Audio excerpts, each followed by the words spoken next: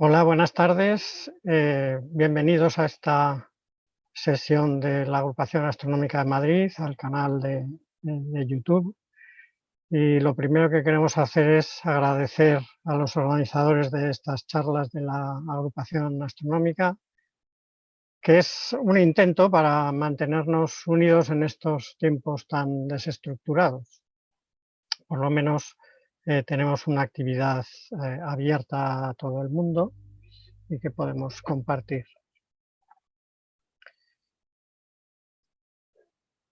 En estas circunstancias tan raras, así separados y sin poder despedirlos adecuadamente, se nos han ido varios compañeros y socios de la Agrupación Astronómica de Madrid.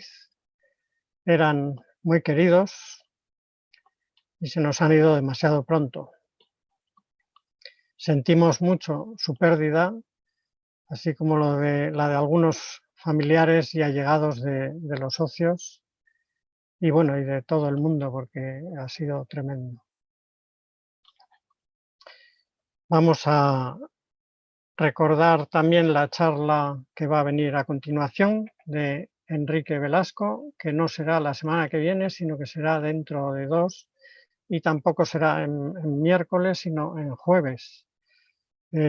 Tratará de la entropía. El título es La entropía, una medida del desconocimiento. 18 de junio, repito, jueves, a las 19:30. Enrique Velasco es socio antiguo de la Agrupación Astronómica de Madrid y es profesor de la Universidad Autónoma de Madrid. Es un divulgador buenísimo, merece la pena escucharle. Yo lo recomiendo a todos, seguro que nos va a encantar. Y vamos a comenzar ya con nuestra charla.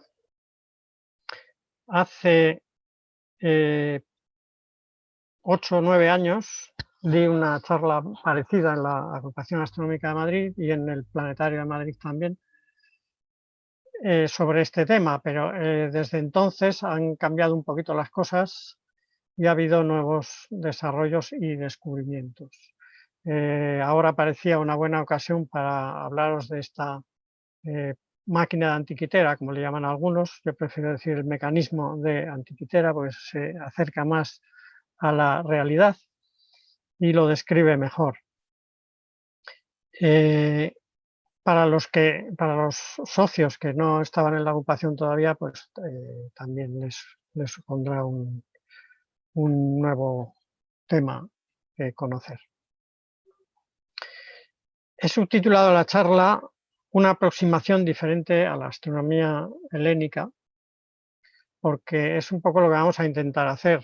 A partir de los datos que saquemos de este mecanismo de antiquitera, vamos a intentar reconstruir un poco lo que era la ciencia astronómica antigua de la época helénica de la civilización griega.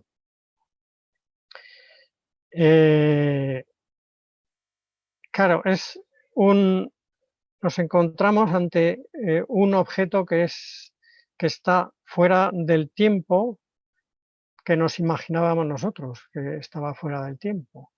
Es un objeto que no encaja con lo que creíamos de la ciencia y de la tecnología de la época helénica. Vamos a profundizar un poquito más en este aparato, en este instrumento, que nos plantea esas muchas incógnitas que no hemos resuelto todas, pero que también nos ha dado mucha información y nos ha aclarado muchísimas cosas del pasado. Bien, vamos a ver qué es el mecanismo de antiquitera, que es un simulador astronómico, es un computador que nos dice dónde están las posiciones del Sol, de la Luna, de los planetas, cómo predecir los eclipses y las fechas de las Olimpiadas. Curiosamente, las Olimpiadas eran un momento muy importante de los calendarios antiguos. En este caso también lo contemplaba. y tiene un nivel de complejidad que no se alcanzaría de nuevo hasta siglos, hasta pues, 16 siglos después, hasta el Renacimiento prácticamente, y mucho menos en niveles de precisión que tenía este aparato. Así pues, nos habla del conocimiento de los griegos de la época helénica, de no solo de la precisión que tenían en cuanto a los cálculos, sino también en cuanto a la realización técnica de los mecanismos para convertir esos cálculos en un instrumento útil. Sobre este objeto se han publicado miles de artículos académicos y publicaciones en revistas de primera línea. Hay estudios de todo tipo, muy serios y bueno, que se prolongan a lo largo del tiempo. Ya iremos viendo las distintas investigaciones y los niveles de credibilidad que han ido teniendo a lo largo del tiempo. Y lo que nos planteamos en esta charla es cómo encuadrar ese aparato en aquella civilización. Intentaremos averiguar si pudo construirse en la época o no es verdad, si había conocimientos suficientes y si había medios técnicos suficientes. También nos meteremos en quién lo construyó y entraremos en una especie de trama detectivesca que nos va a llegar a indagar en muchos temas y sobre todo pues, en la astronomía y en los astrónomos de esa época en Grecia. Hasta ahora teníamos una visión un poco limitada en cuanto a las capacidades de la astronomía griega de la época, pero creíamos que tenían prácticamente cuadrantes para observar, transportadores de ángulos y poco más. Medían el cielo con alineaciones y los instrumentos analíticos de las matemáticas y la geometría que habían desarrollado y que seguían desarrollando y que hoy utilizamos todos. Pero en general estaban más avanzados de lo que creíamos. Por supuesto, no todos, las élites científicas eran los que estaban avanzados,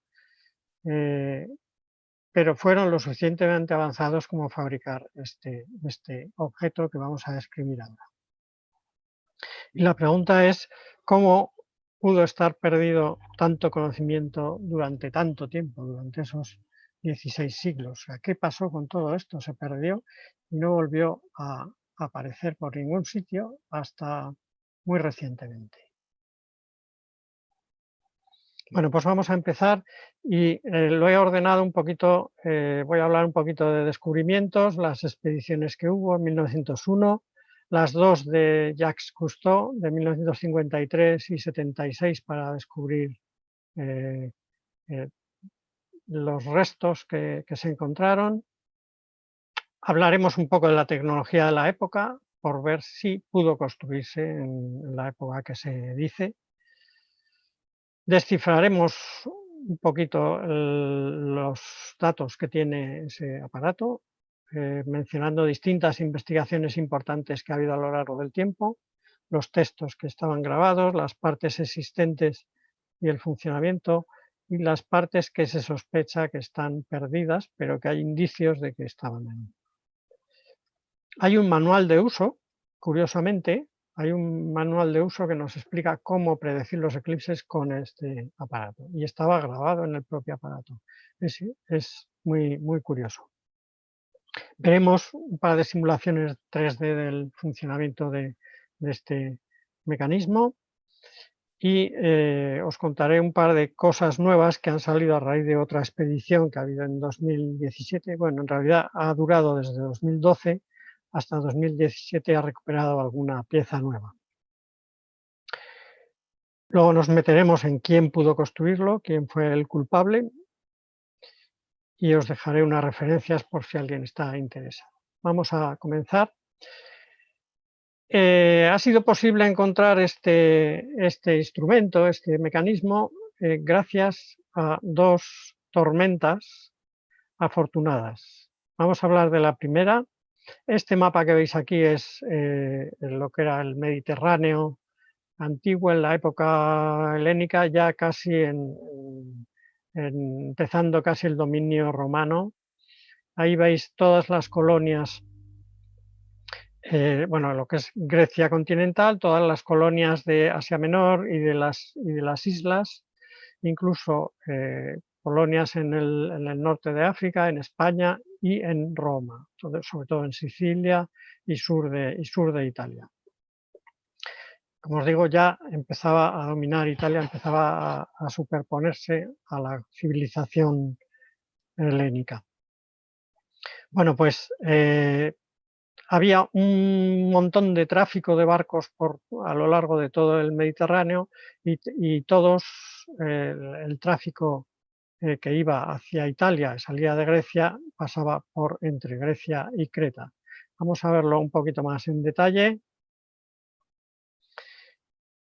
Este estrecho, por aquí pasaban todos los barcos y veis que hay dos islas, una que se llama Quítera y otra que se llama Antiquítera. Se llama así porque los barcos pasaban por aquí, a un lado tenían Quítera y al otro lado tenían Antiquítera.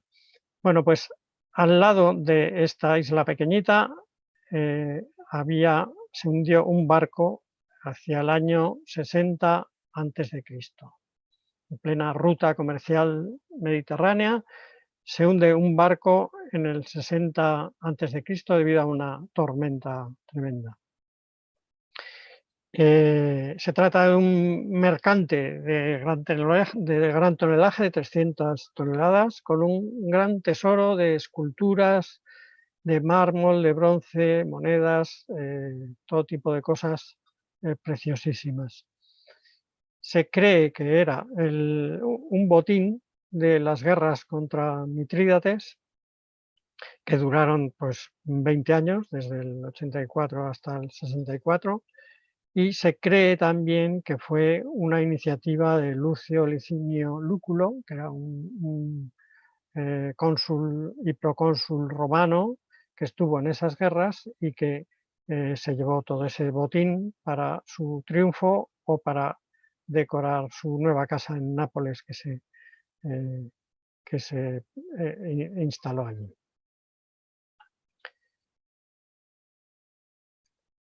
Bueno, pues pasan 20 siglos que no sabemos nada y sucede otra tormenta que nos resulta muy provechosa para el conocimiento.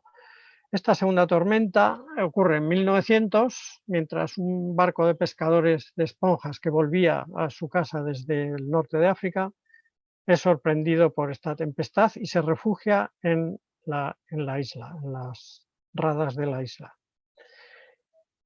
Al día siguiente de la tormenta, ya con el mar en calma, uno de los buzos baja a ver si había esponjas por allí y se sobresalta y sube corriendo porque había descubierto lo que le parecieron pues, un montón de cuerpos de animales y de hombres desnudos pudriéndose en el fondo del mar.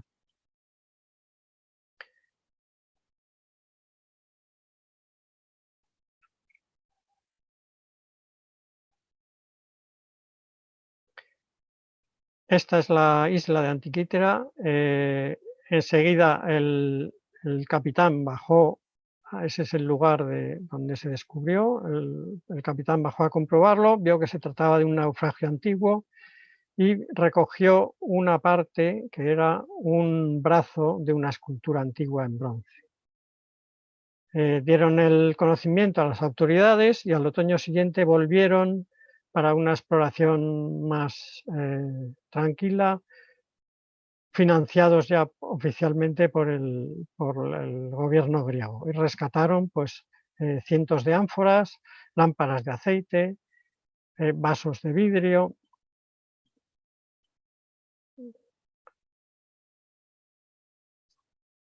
Ahí en Antiquitera, y se supone que era que la escala anterior la había hecho en esa isla que se llama Rodas. Bueno, pues recuperaron varios objetos y estatuas de bronce realmente valiosas. Principalmente el filósofo a quien pertenece este brazo y esta mano, que es una escultura impresionante del 243 a.C., y otra escultura impresionante que se trata del efebo de Antiquitera, que se le ha llamado así, anterior, es un poco anterior, digamos 100 años anterior, y varias esculturas de mármol que habían sido más atacadas por el mar en estos 20 siglos que habían estado hundidas. Bueno, y luego había un objeto que parecía como un reloj, que pensaron que se trataba de algún mecanismo moderno arrojado recientemente por la borda de algún barco moderno, y estuvieron a punto de tirarlo de nuevo al mar, pero observaron que la corrosión y los depósitos calcáreos eran los mismos que en las otras piezas. Entonces lo conservaron, lo catalogaron y lo entregaron al museo. El museo del Museo Arqueológico de Atenas se preocupó principalmente por los objetos de arte, que eran impresionantes, y este objeto pues lo dejó un poquito de lado. El mecanismo este tenía una cubierta de madera que al sacarla del mar se fue desintegrando rápidamente y ya a los pocos años ya no quedaba nada. Bueno, pues cuando se limpió este objeto, el Museo Arqueológico Nacional de Atenas llegó a dos conclusiones muy importantes, que era un organismo más complicado de lo que parecía y que era contemporáneo del resto de los objetos hallados en el fondo del mar y rescatados de ese barco. El barco se dató en el 220 a.C., más o menos 43 años. Y las piezas que lograron rescatar fueron estas. Observando al irse secando estas piezas, al cabo de un tiempo empezaron a quebrarse, empezaron a fracturarse y a descomponerse en capas. Y eso permitió a uno de los arqueólogos del museo ver que había más engranajes internos y que la cosa era más complicada de lo que parecía. Había en total 82 piezas de bronce, tanto de engranajes como de ejes y placas del armazón. Las piezas principales las tenéis ahí, de ahí se ha sacado casi toda la información, y en ellas se veían algunas inscripciones con referencias astronómicas que veremos luego.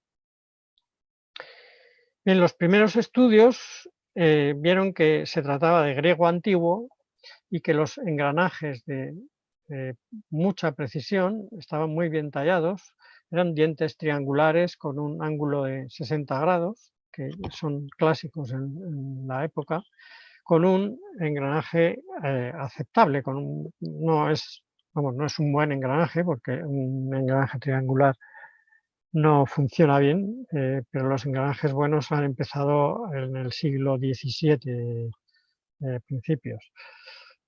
Las piezas, todas las piezas habían sido troqueladas de una única plancha de bronce de unos 2 milímetros de espesor, y lo curioso es que la maquinaria había sido reparada ya 2 veces.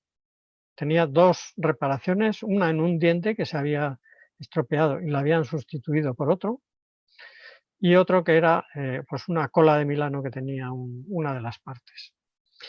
En cualquier caso, todo eso necesitaba una técnica bastante precisa para trabajarlo. Las primeras hipótesis del museo fue que se trataba de una especie de astrolabio. Los astrolabios ya estaban usados en Grecia en el siglo III a.C., que era una manera de localizar los objetos celestes por medio de la hora y el día, o viceversa, saber qué hora y qué día a partir de los fenómenos celestes. Lo que no se sabía era que hubiera astrolabios con engranajes hasta mucho más tarde. Por ejemplo, en la cultura islámica vemos aquí un objeto un astrolabio lunisolar de 8 engranajes que está recogido en el Tratado de Albioni. Es del 990 después de Cristo, muy posterior.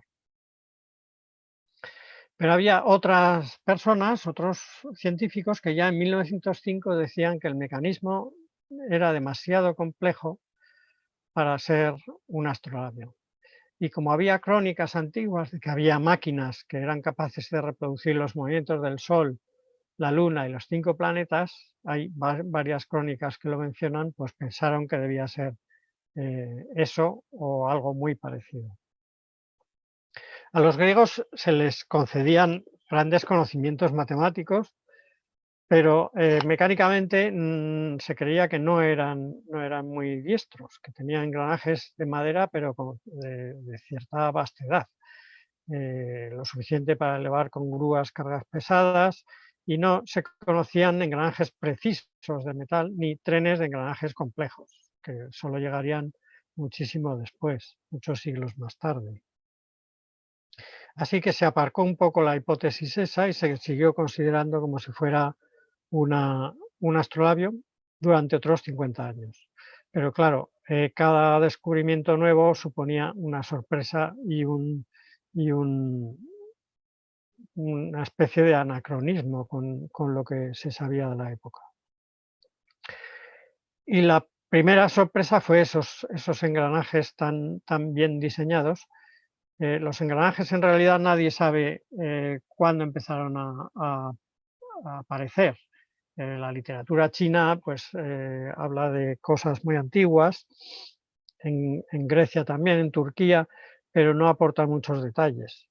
Y lo que se cita pues, no suele ser muy fiable, porque, por ejemplo, se habla, esta imagen que tenéis ahí, moldes para fabricar engranajes de bronce de los siglos II y III a.C., pero sí se han encontrado, pero no son engranajes, son trinquetes. Un trinquete es una cosa que sirve para retener un eje para que no gire en la dirección inversa a la que no queremos. Por ejemplo, estamos elevando con una polea un peso para que no se vuelva hacia atrás y se nos caiga, pues se utilizan trinquetes. Los engranajes modernos de relación constante se inventaron en el siglo XVII. Los engranajes helicoidales en el siglo XVIII, que mejoraron muchísimo la transmisión. Y los engranajes dobles helicoidales se inventaron en el siglo XX, es lo que se llaman engranajes en espiga, por una compañía de coches que reconoceréis aquí en su símbolo y que tomó precisamente el símbolo de este engranaje helicoidal doble, de la espiga. Bueno, pues lo saco esto porque recientemente se han descubierto en China engranajes antiguos en espiga. Son del año 50 después de Cristo, tallados en madera y hallados en la tumba real de Xi'an, en China. Luego, en China ya había engranajes bastante avanzados en esa época. Y en Grecia, pues también había cosas muy complejas. En el año 900 a.C. se habla de este políbolos, que era una ballesta de repetición. Esto es una ametralladora, pero de flechas, en que el soldado que estaba a cargo solo tenía que mover esta ruleta, darle vueltas, entonces se iban cargando las flechas, pasaban al arco, a la cuerda del arco, se tensaba, se disparaba, volvía para atrás, volvía a cargar otra flecha, solo girando esta manivela. Y hay datos que nos lo cuentan. Dicen, era una catapulta que podía disparar muchas veces sin necesidad de recargar. Es decir, había objetos con engranajes y con partes móviles muy complejas. En el siglo III ya tenemos a Arquímedes. Arquímedes inventó un montón de cosas, el tornillo de Arquímedes, que sirve para elevar líquidos y sólidos, y sabemos que usaba engranajes triangulares en sus odómetros, estos aparatos que sirven para medir distancias moviendo el carrito y la rueda transmite por medio de unos engranajes a un sistema que va contando las vueltas que da. Luego, había tecnología suficiente en Grecia para construir este aparato ya en el siglo III a.C. Pues una vez probado que se podía construir, vamos a ver las investigaciones. La primera empieza en 1950 al 70 y algo. Este profesor de Historia de la Ciencia comenzó a investigar y a estudiar el mecanismo por su cuenta. Empezó a publicar cosas que, bueno, que en principio no se creyó nadie. Decía que era un ordenador astronómico con el que se calculaba la posición de los cuerpos celestes y que se predecían fenómenos astronómicos. Pero claro, no resolvió el problema de cómo funcionaba el aparato. No tenía medios suficientes. En 1970 hace radiografías y gammagrafías y descubre que había interiormente 12 engranajes más y sospecha que hay hasta 30. Y un descubrimiento fundamental es que para el cálculo del mes sinódico, este cacharro, este aparato de aquí, usaba engranajes epicicloides que restaban el movimiento de la Tierra alrededor del Sol del mes sidéreo. Es lo que hoy llamamos un engranaje diferencial, sumar y restar movimientos mediante engranajes diferenciales. Y él dijo que si era genuino es el mecanismo de Antikythera, habrá que reevaluar toda la tecnología griega, que es lo que estamos haciendo o han hecho los investigadores. Construyó este modelo mecánico con un dial delantero, que es esa rueda grande que veis ahí, y unos traseros que venían aquí, que es un esquema que perdura, aunque este no explicaba muy bien cómo funcionaba. Así que esa sorpresa segunda es los engranajes diferenciales en el siglo II a.C., que sirven, como hemos explicado, para sumar y restar movimientos. El que más conocemos todos es el engranaje diferencial de los coches, que nos sirve para que una rueda pueda girar diferente de la otra, pero siempre la suma de los dos movimientos tiene que dar el movimiento del árbol principal. Entonces, una rueda puede girar más deprisa, pero la otra tendrá que girar más despacio en la curva. Si no, no se podría tomar las curvas. Bueno, pues se creía que esos engranajes diferenciales eran un invento reciente, pero ya tenemos referencias antiguas de que existían también y de que se conocían, aunque un poco posteriores. Este es el carro que apunta al sur, que se le llama así, que es una brújula de ruta. Para no perderse en épocas que no se ve el sol, que siempre está nublado, este artefacto era muy útil. Era una especie de carro que tú empujabas y este señor que estaba aquí subido, pues te apuntaba siempre en la misma dirección. Si te desviabas y girabas el carro, este señor se mantenía paralelo a sí mismo y te apuntaba siempre en la misma dirección, no se podía desviar. Y lo hacía porque restaba el movimiento de las dos ruedas, una respecto a la otra. Entonces, siempre era capaz de compensar lo que tú te desviabas en la ruta. Esto en la realidad era más o menos así, una reproducción en madera, y se usaba muchísimo. Bueno, pero el engranaje diferencial plano de nuestro mecanismo es más o menos así. Esta rueda grande, esta rueda azul, es la suma de este engranaje verde y el magenta dividido por 2, debido a la construcción, a la distancia que tienen de los ejes.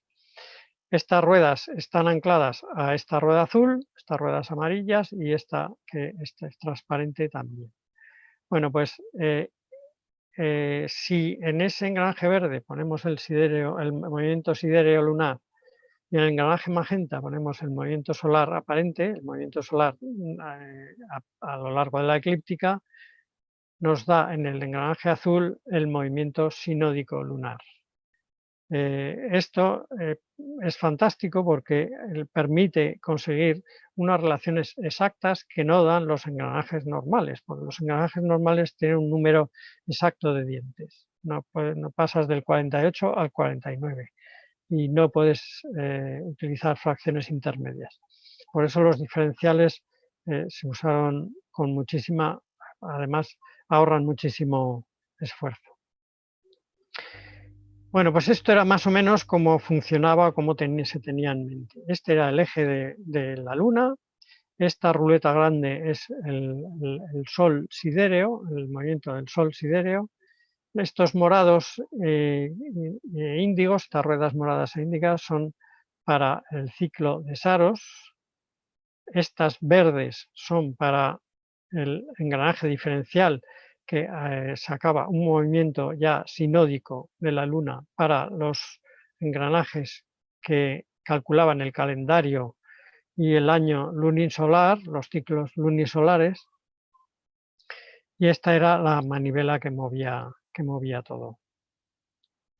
Luego lo veremos con más calma, pero que sepáis cómo estaba planteado todo así. En el tiempo de estas investigaciones primeras no se tenía muy claro cómo acababan esos últimos movimientos.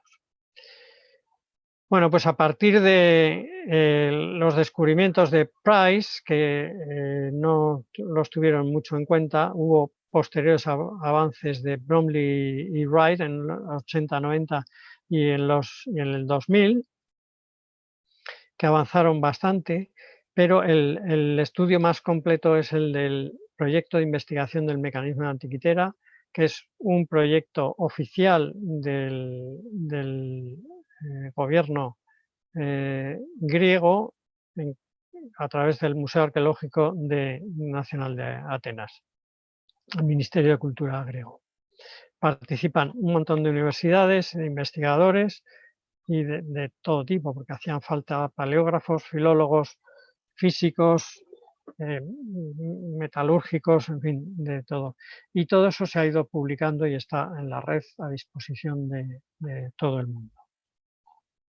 Bueno, pues en este proyecto de investigación, en 2005, se decidió hacer dos cosas. Un estudio de fotografía digital con iluminación rasante, que es lo que se hace para ver los relieves de los textos, con sus chaveteros. Aquí veis otro cuadradillo, ruedas que conservan perfectamente los dientes. Hay otros que son chaveteros de otros ejes. Hay incluso ejes que tienen la sección pentagonal, como este de aquí, y aquí veis la gran ruleta del Sol.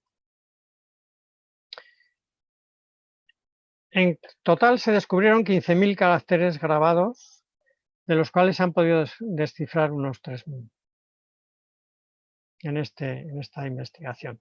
Vamos a ver algunos de ellos. Los textos grabados, claro, los que se habían conservado mejor eran las inscripciones preservadas que estaban en zonas preservadas, tapadas, que resultaron protegidas mientras estaba hundido este barco. Algunas de estas, al abrirse el mecanismo, al cuartearse, pues quedaron expuestas más tarde y pudieron ser leídas, pero otras seguían ocultas hasta que se utilizó esa tomografía. Y del análisis de los textos, pues proviene todo lo que sabemos de este mecanismo. Fue posible datar las inscripciones, porque los expertos en epigrafía, en tipo de escritura de cada época, pues saben hacerlo. Por ejemplo, aquí tenemos una letra pi que tiene las patas diferentes, una la tiene más recta y otra curva y más corta, pues eso parece ser que significa que corresponde a la segunda mitad del siglo II antes de Cristo. O que la sigma que vemos aquí, esta sigma, tiene los trazos que deberían ser horizontales un poquito en ángulo, y eso también dice que es del finales del siglo II antes de Cristo o principios del primero. O la omega parece que es del segundo tipo de omega, que es del siglo II antes de Cristo. Y la teta, la letra teta, que aparece aquí con un puntito central, es del segundo siglo antes de Cristo. Luego nos da ya una medida de en qué época se hizo. Hay otros textos que nos hablan de referencias astronómicas. Esto es, por ejemplo, la iluminación rasante de la que hablaba. Y ahí podemos localizar, por ejemplo, esta es la transcripción, esta que veis aquí abajo, y vemos que entresacamos tres nombres. Uno que dice Pleias, por las Pléyades, otro que dice Didymoi, que es los gemelos, y otro que dice Artouros, que es Arturo, la estrella Arturo. Estos se localizan bastantes en este mecanismo. Y bueno, de los diales traseros, de los dos diales traseros que no se sabía gran cosa, pues nos dio la clave esta inscripción que venía aquí. Ya se sabía que ponía aquí helici, pues hélice, pero no se había podido relacionar con nada. Y en la tomografía se vio que continuaba, esta inscripción continuaba. Subdivisiones 235. Y 235 son los meses que tiene el calendario metónico. Luego, esos diales, menos uno, era de un calendario metónico. Así que nos explica un poco esas divisiones de este dial trasero. Veis que hay dos circunferencias, dos series de circunferencias. Bueno, pues este superior es el dial del calendario y este lo vamos a ver ahora. Pero gracias a esa inscripción y a la tomografía, que por ejemplo pude encontrar aquí unos textos que vamos a ir viendo no muy bien, pero los vamos a ir viendo. Aquí aparece uno, aquí ahora se ve mejor, aquí se ha visto otro, aquí aparecen más y aquí otros más. Bueno, pues con todo esto se descifró estos dos diales que eran muy importantes. Y se descubrió que no se trataba de pistas circulares, sino que era en realidad una hélice continua. La espiral de arriba con el calendario metónico, con las 235 divisiones, y la de abajo del Saros, o sea, del ciclo de eclipses, del ciclo de 18 años de eclipses, con 223, que son los meses que tiene en esa extensión de tiempo. Y claro, sobre ello se tenían que deslizar estas agujas, por lo que tenían que tener un mecanismo de deslizadero. Y al final de cada ciclo de 223 en el de abajo, 235 meses en el de arriba, se reseteaba manualmente, había que resetearlos manualmente. Vamos a ver cómo se hacía eso. Estas eran las espirales, esta era la deslizadera que llega al final y entonces se llega a resetear, a empezar por el... Vemos otra vez y empieza otra vez el ciclo, empieza a recorrer otra vez la espiral. Ese reseteo se hacía manualmente. Bueno, pues estos diales traseros, como decía, se creían que eran circunferencias, pistas circulares, pero luego se vio que eran hélices o espirales. Y entonces en la de arriba, que es la que tiene el calendario lunisolar griego, de los 235 meses divididos en 5 vueltas, en 5 pasos, pues nos daba el ciclo metónico de 19 años. Ellos usaban 5 días bisiestos,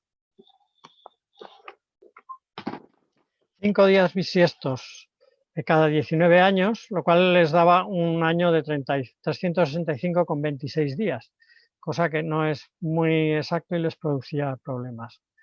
Los nombres de los meses, hablaremos luego, tenían un cierto parecido con los meses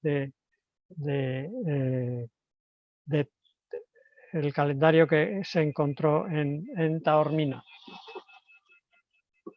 Perdón.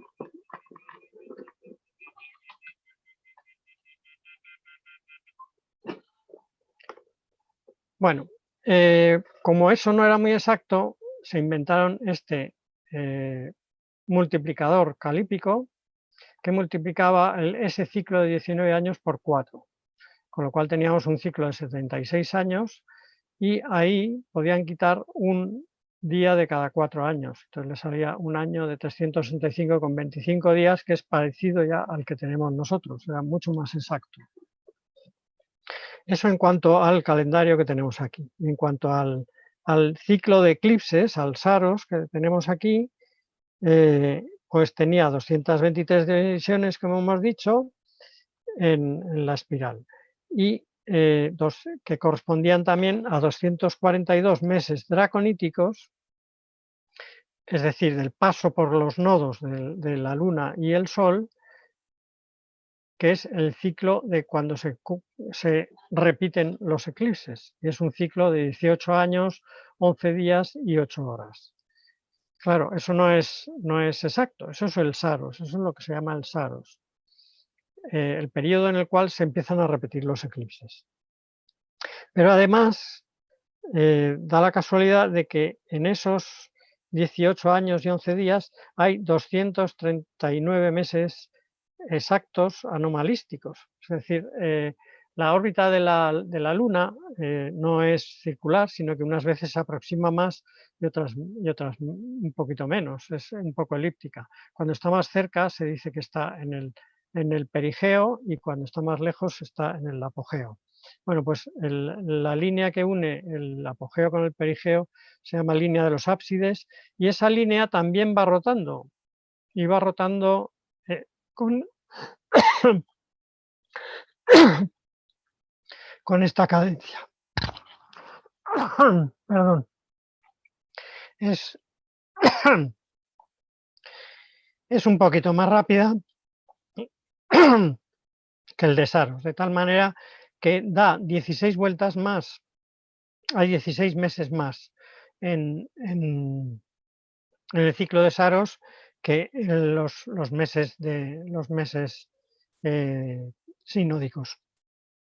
Y quiere decir que si dividimos esto en 4, como hicieron ellos muy sabiamente, nos da una casualidad estupenda, es algo realmente sorprendente, que quiere decir que hay 4 meses completos en cada vuelta, quiere decir que los perihelios, por ejemplo, los vamos a encontrar en esta posición y en esta posición, y los perigeos, perdón, y los apogeos los vamos a encontrar en la diagonal. ¿Y esto para qué nos sirve? Pues precisamente lo hicieron así para saber qué eclipses eran largos y cuáles cortos. Si un eclipse ocurre en el perigeo, pues tenemos la Luna muy cerca y parece aparentemente más grande, tapa más el Sol, tapa más tiempo el Sol.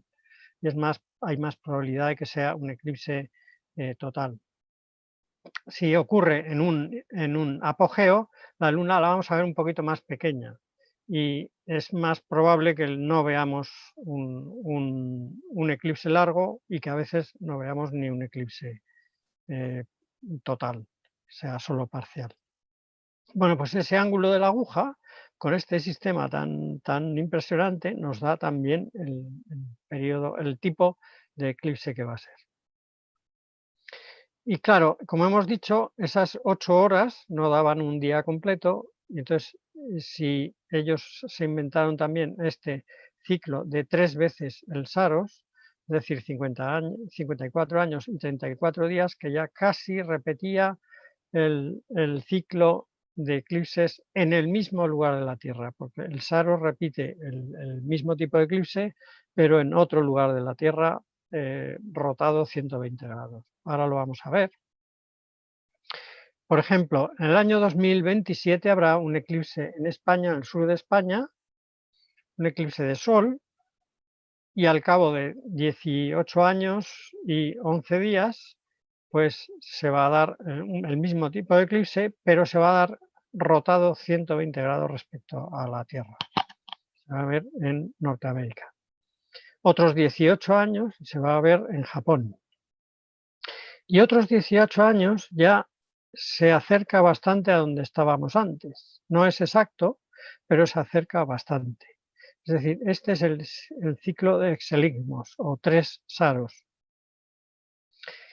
Por ejemplo, en el eclipse de 1970 de México se va a producir en 2024 un poquito más arriba, pero veis que la trayectoria es parecida, todos los eclipses son parecidas y la duración es también por un estilo. Y lo mismo con la Luna. La comparación de dos eclipses totales de Luna, en el de 1990, que se dio en esta zona de la Tierra, y la de 2044, es, como veis, muy parecida de configuración y que se ve también casi exactamente por el mismo hemisferio de la Tierra. Bueno, ¿cómo se descifró esto un poquito más en detalle? Pues en el dial de Saros, en los meses, hay meses que tienen inscripciones que dicen, por ejemplo, sigma viene de selene, es decir, de luna, eclipse lunar, HM es hémera, durante el día, a la hora E. Vale. Y luego puede haber otro de Sol en el mismo mes, Helios, a la H de Helios, eclipse solar a la hora IP. Y esto es un número de orden del eclipse. Y en el dial metónico, en el dial de calendario, pues ponían los nombres de cada mes y un dial que vamos a ver ahora, un dial también que completaba ese calendario. Era el dial olímpico. En la antigüedad, bueno, en esta época eran muy importantes las olimpiadas para los calendarios y de hecho se contaban a partir de las olimpiadas. Bueno, pues aquí tenemos un contador de años, año 1, año alfa, año beta, año gamma, año delta, 1, 2, 3, 4, y empezaba por el 1, Istmia y Olimpia.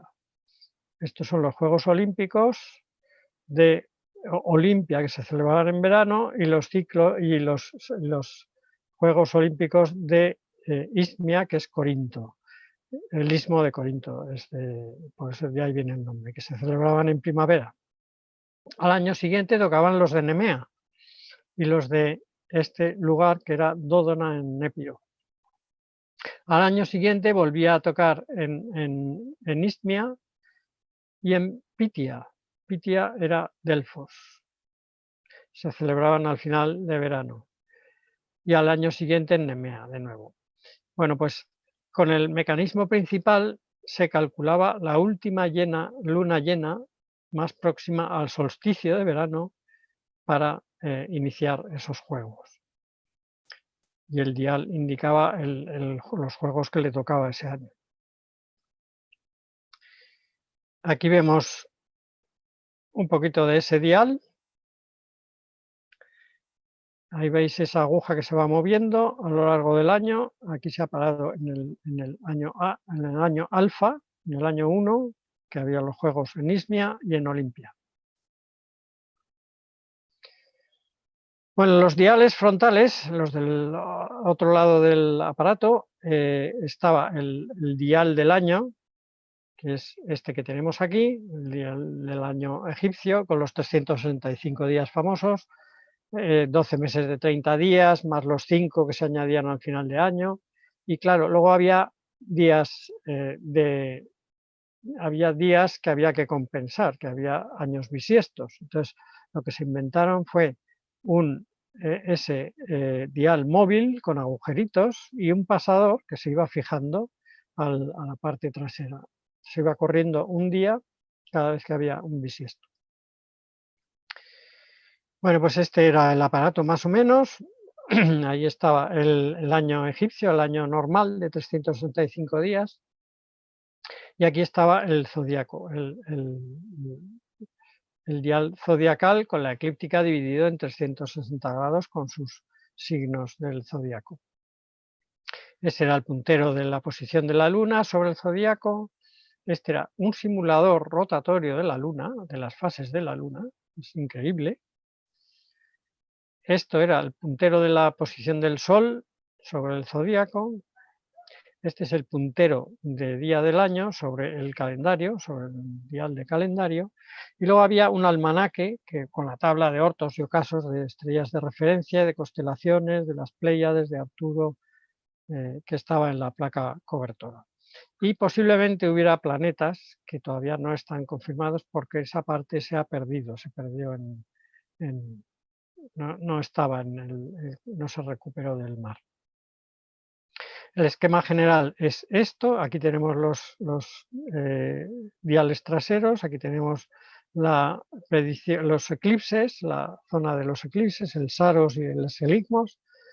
Y aquí tenemos la zona del calendario, el calendario lunisolar metónico y el multiplicador calíptico. La manivela, y aquí parece que se perdió, pero había un engranaje epicíclico que era para el movimiento del Sol y de los planetas. Vamos a verlo también en otra forma. Aquí tenemos toda la cadena de transmisión de estos movimientos, la zona de eclipses, la zona del calendario y sus placas donde se proyectaban. Bueno, pues 29 de los 30 engranajes existentes son para el cálculo de las posiciones del Sol y Luna y las fases de la Luna, incluso las anomalías. Ahora veremos lo que es eso. Y además el cálculo de los eclipses con una exactitud de 1 en 40.000. Y luego probablemente tenía los movimientos de los 5 planetas, los mecanismos de los 5 planetas, pero que no se han encontrado, aunque se han encontrado referencias. Vamos a fijarnos en este cuadro de aquí, en esos 4 engranajes que no se entendían nada, porque había 4 engranajes, 4 ruedas que tenían 50 dientes cada una y que aparentemente no servían para nada, porque claro, 50, con los mismos dientes no había variación de relación, la relación era 1. Pero mediante ese escaneo que se hizo de las piezas, se descubrió que había un pivote y un escote en una de las ruedas y que no estaban perfectamente alineadas esas ruedas. Y eso es un simulador de anomalía lunar según las teorías de epiciclos de Hiparco. Eso se usa ahora, por ejemplo, en los planetarios mecánicos actuales, que quedan todavía. Y otro problema es el movimiento de los ábsides que hablaba antes. Esa línea de perigeo y apogeo, pues digo, perigeo y apogeo, se iba girando respecto a la órbita de la Luna y, claro, tenía que compensarla también. Bueno, pues este aparato también lo compensa. Vamos a ver cómo lo hacía. Esta es la rueda del Sol, la transmisión del movimiento solar.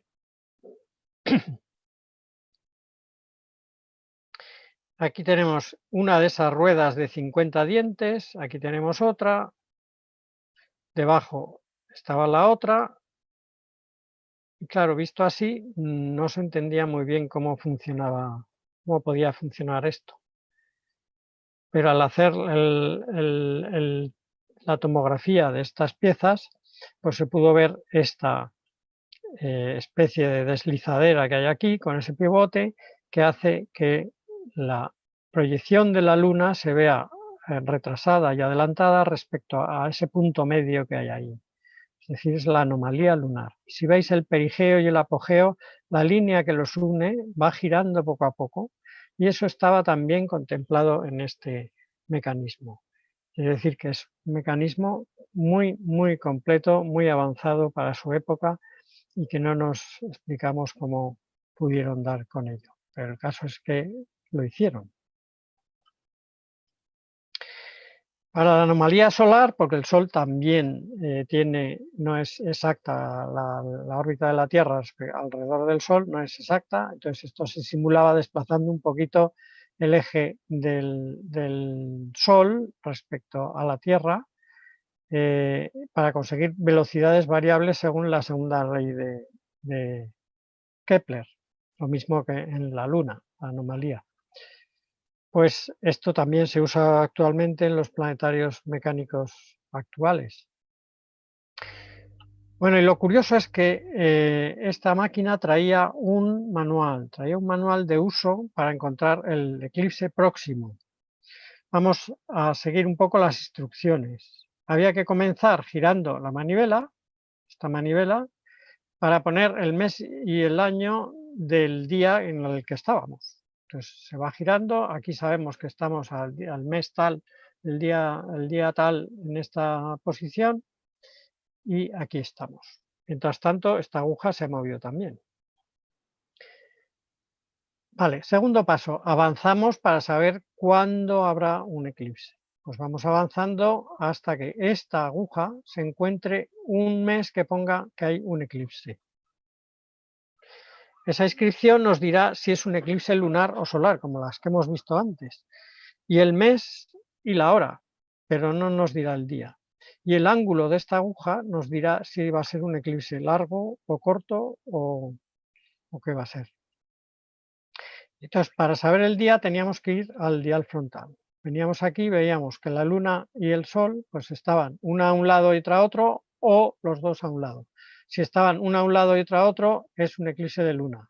Es decir, el sol ilumina la Tierra, que da sombra a la luna. Y si, bueno, es al revés, esta es la luna. El sol da la sombra sobre la luna.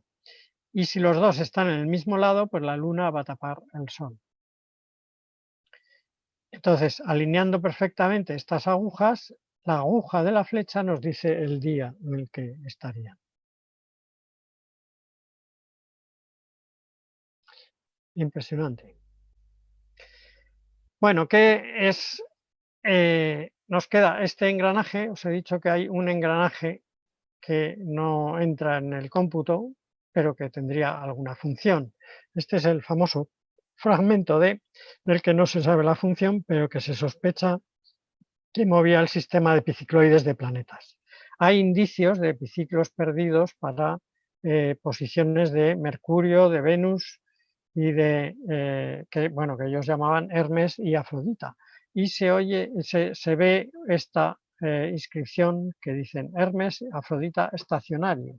Es decir, Mercurio y Venus, su movimiento en el cielo va para adelante y para atrás. Hay momentos en los que parecen estacionarios.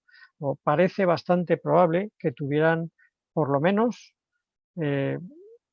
Mercurio y Venus en sus engranajes. Y si se resuelven los movimientos de Mercurio y Venus, mucho más fácilmente se resuelven el de Marte, Júpiter y Saturno, porque los movimientos más complicados son los de Mercurio y Venus. Bueno, Marte también es un poquito complicado. Bueno, pues según uno de los investigadores, hay indicios de esos epiciclos que se perdieron y que están citados en las crónicas, en las máquinas que se vieron. Esta es la reconstrucción de Wright, precisamente de 2007, que vamos a ver a continuación en una simulación. Esta es la rueda solar. La animación va a ir un poco a tirones porque es muy pesada.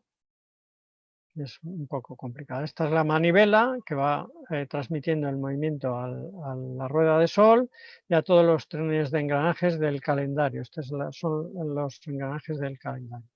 Esta es la plataforma de la anomalía lunar y del el engranaje diferencial. Aquí tenemos los 4 ruedecillas esas de las que os hablaba y que entregan el movimiento sinódico de la luna aquí a todo este tren de engranajes, que es el tren de engranajes del ciclo lunisolar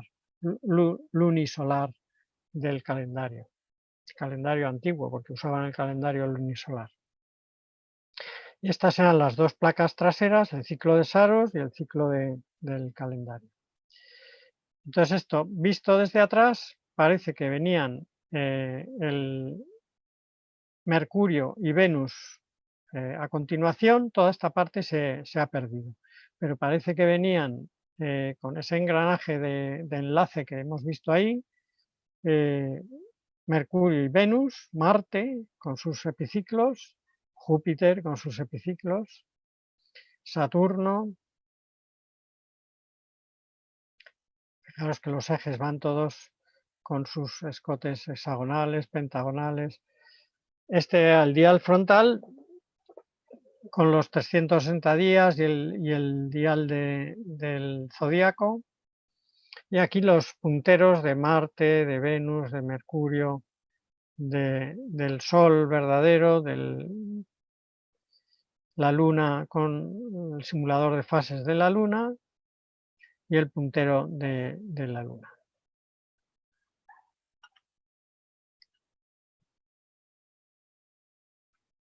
Estos son las distintas simulaciones que se han ido haciendo. Esto eran con pocos datos, o sea, anterior al 70, hasta el 70, que se seguía pensando que eran pistas circulares, y estos son ya con datos de los nuevos escaneos en tomografía que ya incluyen planetas, como veis aquí, y son bastante parecidos todos. Lo único que varía es la decoración. En esencia, esto sería más o menos así. Esto es lo que tenemos demostrado hasta ahora. Solo Sol y Luna. No, los planetas no estarían aquí representados, sí estaban en esos anteriores. Esto es lo que es oficial hasta ahora, porque no está demostrado que tuviera esos otros engranajes, aunque es muy probable. Bueno, y vamos ya a ver quién hizo esto, quién construyó este mecanismo. La fecha la podemos datar por las Olimpiadas. Las Olimpiadas nos dicen que está entre el año 100 y el año 300 a.C., porque esas Olimpiadas se celebraban en esa época. El mecanismo estaba en el barco, luego tuvo que ser contemporáneo del barco. El barco se construyó en el 220 más o menos 40 y naufragó en el 60. Luego tenemos ahí otra barra de posibilidades. Los objetos del barco, pues había desde el filósofo, que estaba en el 243, luego tuvo que ser posterior, a las monedas efesias, que es lo más moderno, en el 60. En la época del naufragio, el aparato tenía ya 2 reparaciones, luego ya tenía un cierto tiempo. Eso es más discutible cuánto tiempo, pero bueno, más o menos estaría por ahí. Y por los textos de los grabados en el aparato, sería entre el 100 y el 150 a.C., es decir, esta zona. Veis que todos coinciden en esta parte de aquí, luego el mecanismo sería entre el 100 y el 150 más o menos antes de Cristo. El lugar de construcción, por el nombre del calendario, aunque esto es discutible, es Corintio. El nombre de los meses es Corintio. Bien construido en Corinto antes de su destrucción en el 146 a.C., o bien en las colonias corintias del norte de Grecia o de Sicilia, porque se encontró un calendario de Tauromenion, que es Taormina, que tiene muchos nombres parecidos a este, es decir, tenía influencia corintia. Entonces, algunos investigadores, en cuanto vieron que esto se parecía a algo siciliano, dijeron, esto lo hizo Arquímedes. Así que vamos a ver si lo hizo Arquímedes. Arquímedes vivió desde el 287 al 212 y fue, bueno, hizo de todo, científico, inventor, construyó muchísimos mecanismos con engranajes triangulares, y se sabe, porque está en las crónicas romanas, que Marco Claudio Marcelo, el general romano que conquistó Siracusa, como parte del botín se llevó a Roma 2 instrumentos astronómicos de Arquímedes, 2 esferas celestes que llamaba él.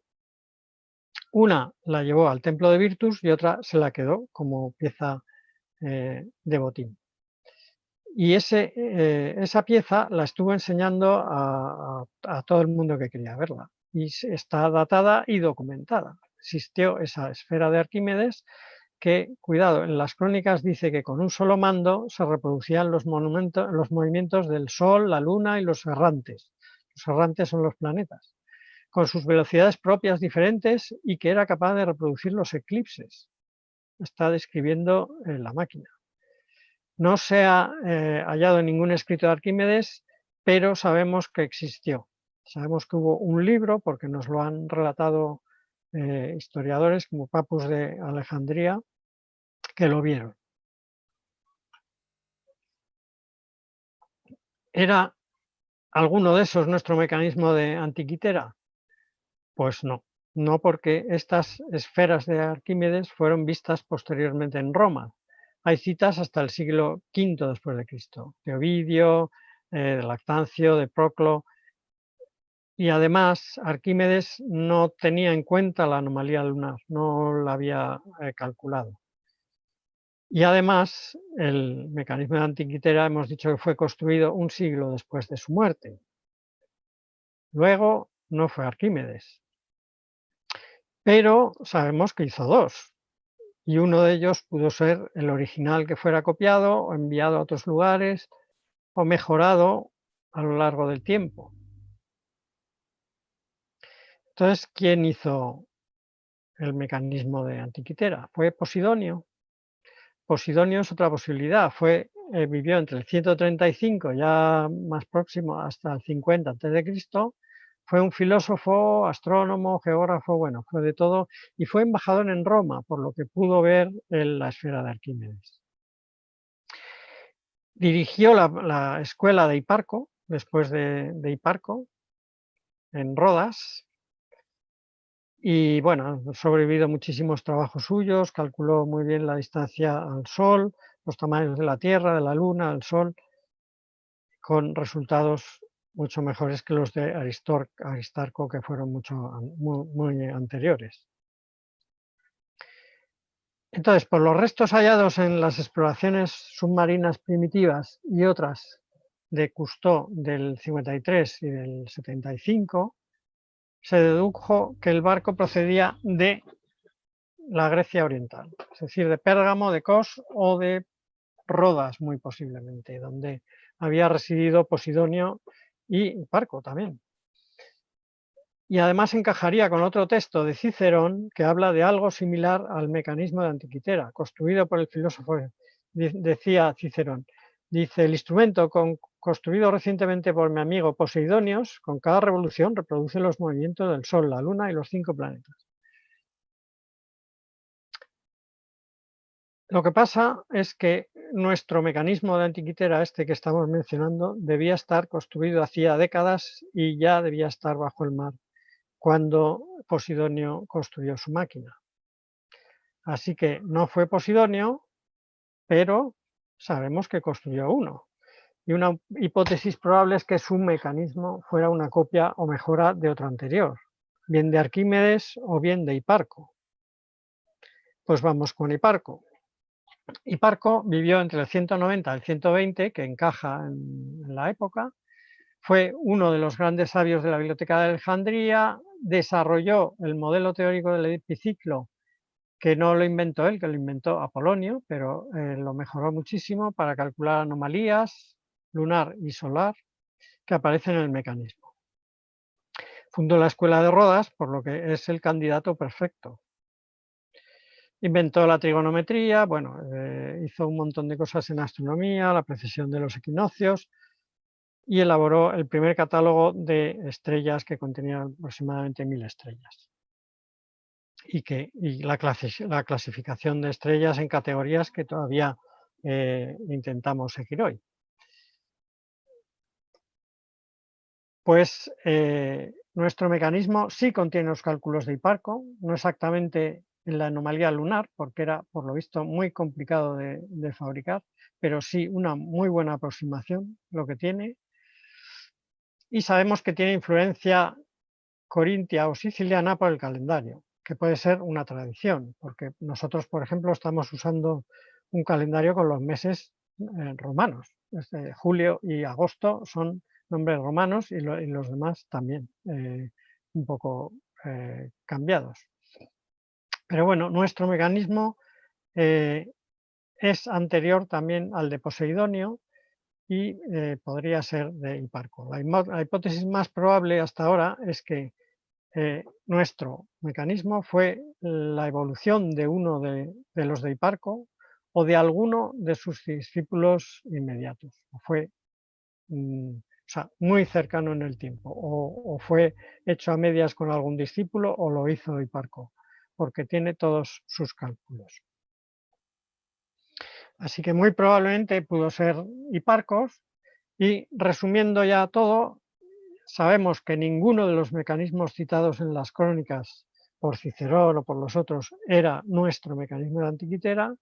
Sabemos que no era un prototipo porque no había modificaciones sobre la marcha en su construcción, o es una copia o una mejora bien planificada, es decir, es un mecanismo evolucionado que se ha basado en otro anterior. Probablemente había varios mecanismos construidos en distintas partes del mundo, derivados o copiados unos de otros, inspirados, y el mecanismo se fue perfeccionando con el tiempo. Se cree que debió haber más de 10 de diferentes épocas, y de todos ellos nos ha llegado solo uno, bastante perfecto, y nos ha llegado gracias a dos coincidencias muy afortunadas que lo conservaron bajo el mar y que pudo ser encontrado 20 siglos más tarde.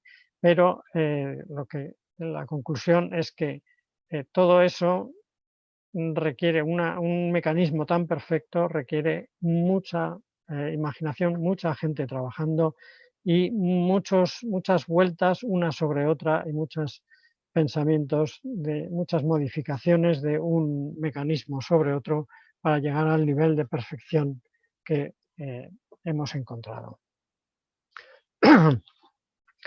Bien, hay unos datos nuevos, se hizo otra expedición en 2012 hasta el 2017, que se descubren pues, un montón de cosas más, 2 lanzas de bronce, un brazo de bronce, piezas de mármol, de vidrio, un sarcófago, anillos y monedas.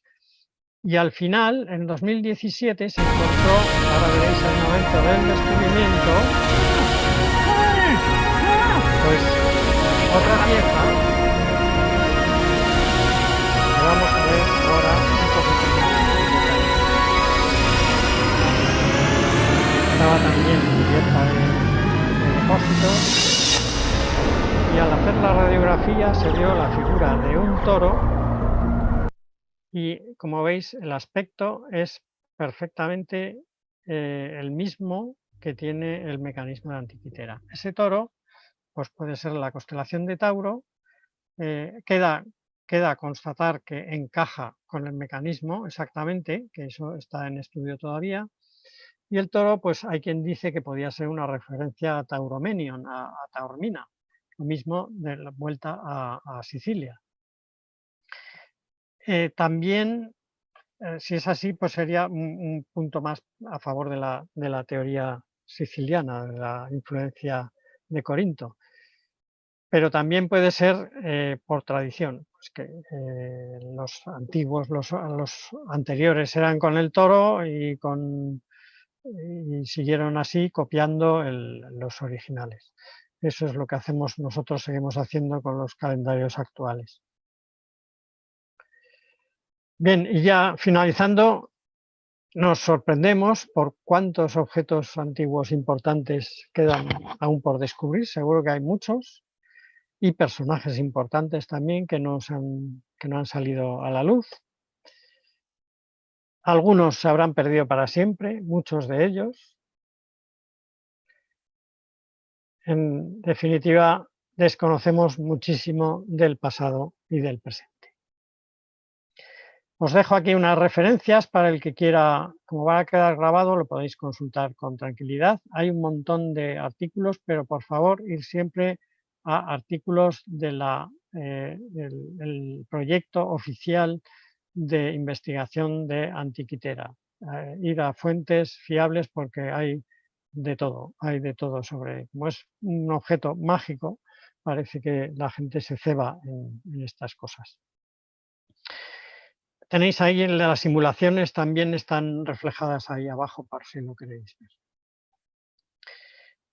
Y ya mientras me dedico a ver las preguntas para intentar contestarlas, os dejo una simulación Lego para que os divirtáis un ratito. Esto es una reconstrucción en piezas de Lego del mecanismo de Antiquitera. Cada fragmento es una parte de una operación matemática. todo junto funciona como el mecanismo. Como veis, hacen falta bastantes piezas para reconstruir el mecanismo.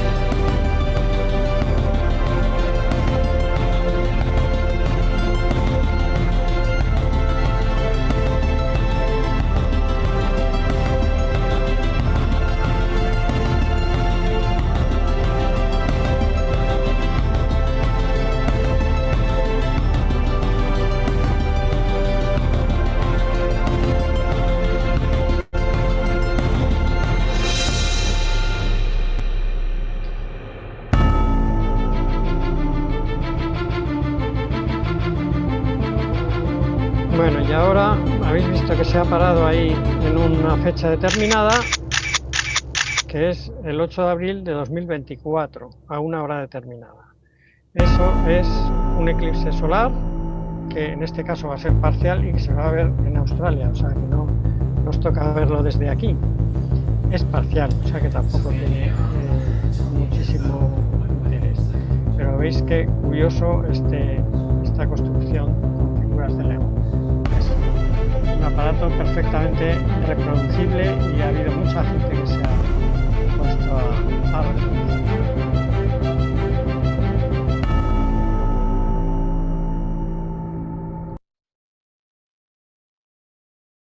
Y nada más, espero que os haya gustado. Voy a ver si hay alguna preguntita por aquí.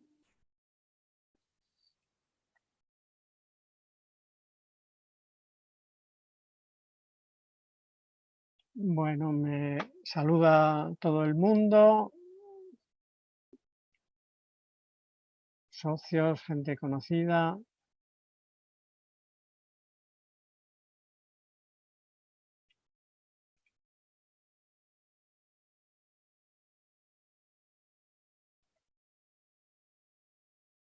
Bueno, no veo preguntas.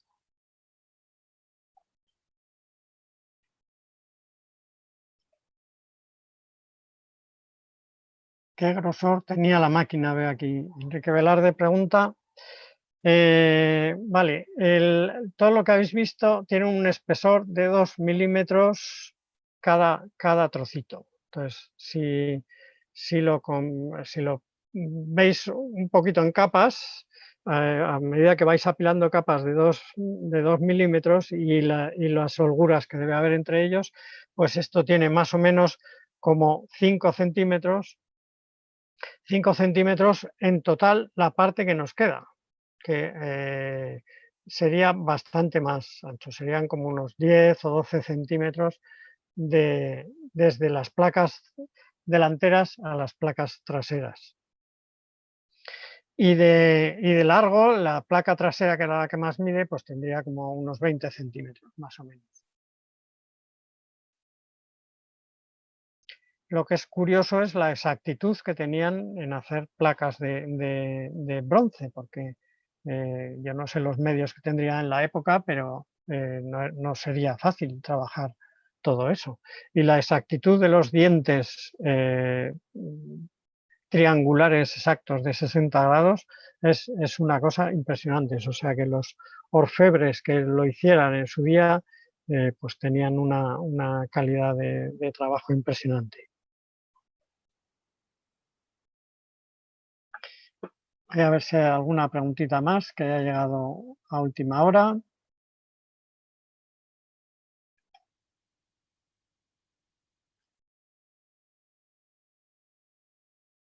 Ha debido haber algún problema de transmisión que veo aquí que ha puesto Pepe Prieto, pero bueno, confío en que la hayáis podido ver y si no, pues quedará grabado en algún momento. Pues nada más, muchas gracias y bueno, nos alegramos de que hayáis estado con nosotros en esta charla. Muchas gracias.